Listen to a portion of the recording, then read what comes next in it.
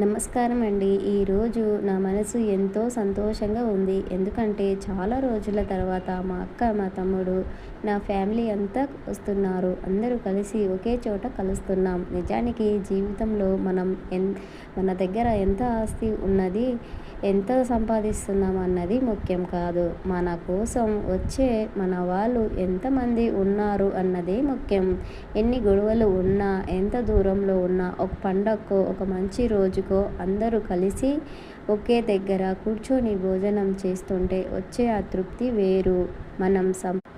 మనం సంపాదించే డబ్బు ఈరోజు ఉంటుంది, రేపు పోతుంది. కానీ మన రక్త సంబంధికులు ఇచ్చే ఆ ప్రేమాభిమానాలు ఎప్పటికీ మనతోనే ఉంటాయి.